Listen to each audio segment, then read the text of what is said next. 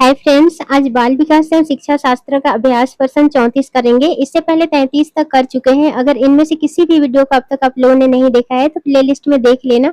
अगर अब तक चैनल को सब्सक्राइब नहीं किया है तो चैनल को सब्सक्राइब कर लेना। तो चलिए शुरुआत करते हैं क्वेश्चन करना। पहला क्वेश्चन है, एक समावेशी कक्षा में सूचना को किस तरह से प्रस्तुत करना चाहिए? पहला, केवल मौखिक रूप में। दूसरा, केवल दृश्य रूप में। तीसरा, बहुल रूप में। चौथा, केवल शब्दिक रूप में। तो इसका सही आंसर हो जाएगा तीसरा, बहुल रूप में। नेक्स्ट क्वेश्चन है, विशिष्ट बालकों के अंतर्गत निम्न में से कौन सा बालक आता है? पहला, पिछड़ा बालक। दूसरा, प्रतिभाशाली बालक। तीसरा, मंदबुद्धि बालक। चौथा, ये सभी।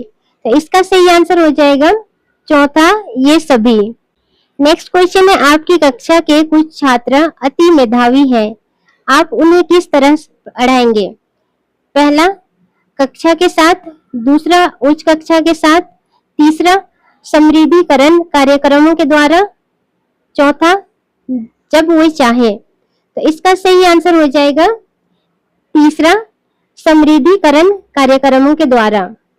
नेक्स्ट क्वेश्चन है, प्रतिभाशाली विद्यार्थी पहला, स्वभाव के अंतर्मुखी होते हैं।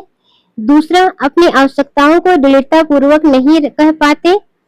तीसरा, अपने निर्णयों में आत्मनिर्भर होते हैं। चौथा, शिक्षकों से स्वतंत्र होते हैं। तो इसका सही आंसर हो जाएगा तीसरा, अपने निर्णयों में आत्मनिर्भर होते हैं। नेक्स्ट क्वेश्चन है, इनमें से कौन सी विशेषता प्रतिभाशाली बच्चों की नहीं है? पहला, उच्च आत्म क्षमता। दूसरा, निम्न अवसतीय मानसिक प्रक्रियाएं। तीसरा, अंतर्दृष्टि पूर्वक समस्याओं का समाधान करना। चौथा, उच्चतर श्रेणी की मानसिक प्रक्रियाएं। तो इसका सही आंसर हो जाएगा दूसरा, निम्न अवसतीय मानसिक प्रक्रियाएं। नेक्स्ट क्वेश्चन है, बालकों में सोचने की योग्यता सफल जीवन के लिए आवश्यक है, निम्न में से यह मत किसका है? पहला, प्याजे। दूसरा, क्रो एंड क्रो। तीसरा, स्किनर। चौथा, पावलोव। इसका सही आंसर हो जाएगा दूसरा, crow and crow. Next question है, सीखने से संबंधित तात्पर्यता का नियम किसने दिया है? पहला, थॉर्नडाइक ने। दूसरा, E.A. पील ने। तीसरा, पावलोव ने। चौथा, मार्शलो ने। इसका सही आंसर हो जाएगा पहला, थॉर्नडाइक ने। नेक्स्ट क्वेश्चन है, सीखने की प्रक्रिया के महत्वपूर्ण साधन क्या हो सकते हैं? पहला, अर्थ निकालना। दूसरा, अमूर्त सोच की क्षमता विकसित करना। तीसरा, विवेचना कार्य करना। चौथा, उपरोक्त सभी। तो इसका सही आंसर हो जाएगा चौथा, उपरोक्त सभी। नेक्स्ट क्वेश्चन है, जब बच्चा फेल होता है तो इसका तात्पर्य है कि पहला, बच्चा पढ़ाई के लिए योग्य नहीं है। दूसरा, बच्चे ने उत्तरों को सही तरीके से याद नहीं किया है। तीसरा, बच्चे को प्राइवेट ट्यूशन लेनी चाहिए थी। चौथा, व्यवस्था फेल हुई है। इसका सही आंसर हो जाएगा चौथा, व्यवस्था फेल हुई है। नेक्स्ट क्वेश्चन है, जब बच्चा कार्य करते हुए उबने लगता है तो यह इस बात का संकेत है कि पहला, बच्चे को अनुशासित करने की आवश्यकता है। दूसरा, संभवतः कार्य यांत्रिक रूप से बार बार हो रहा है। तीसरा, बच्चा बुद्धिमान नहीं है। चौथा, बच्चे में सीखने की योग्यता नहीं है। तो इसका सही आंसर हो जाएगा दूसरा, संभवतः कार्य यांत्रिक रूप से बार बार हो रहा है। नेक्स्ट क्वेश्चन है, कक्षा शिक्षण का परिणाम होना चाहिए। पहला, विद्यार्थियों के दृष्टिकोण में परिवर्तन आना।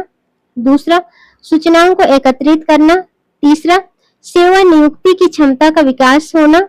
चौथा, खेल कूद में भाग लेने की योग्यता का विकसित।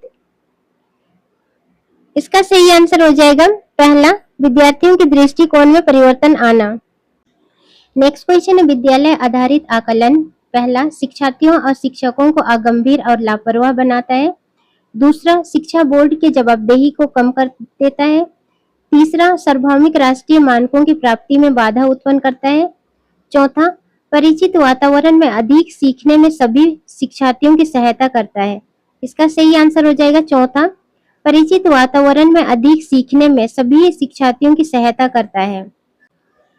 नेक्स्ट क्वेश्चन है, मूल्यांकन पद्धतियों का लक्ष्य होना चाहिए। पहला, विद्यार्थियों की आवश्यकताओं की पहचान करना।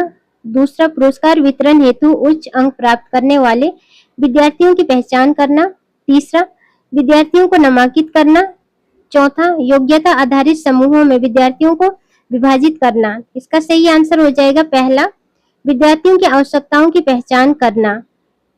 नेक्स्ट क्वेश्चन है, किसके अनुसार व्यवहार ज्ञानात्मक, भावात्मक व क्रियात्मक प्रकार के होते हैं? पहला रॉस के अनुसार, दूसरा स्किनर के अनुसार, तीसरा टायलर के अनुसार, चौथा ब्लूम के अनुसार। तो इसका सही आंसर हो जाएगा चौथा, ब्लूम के अनुसार। आज का लास्ट क्वेश्चन है, आलोचनात्मक चिंतन का अर्थ होता है पहला केवल सकारात्मक चिंतन, दूसरा केवल नकारात्मक चिंतन, तीसरा सकारात्मक एवं नकारात्मक दोनों चिंतन, चौथा उपरोक्त में से कोई नहीं। इसका सही आंसर हो जाएगा तीसरा, सकारात्मक एवं नकारात्मक दोनों ही चिंतन होता है आलोचनात्मक चिंतन में। तो फ्रेंड्स, वीडियो कैसे लगी कमेंट करके बताना। नेक्स्ट वीडियो किस टॉपिक में होना चाहिए ये भी आप लोग कमेंट करके बता सकते हैं।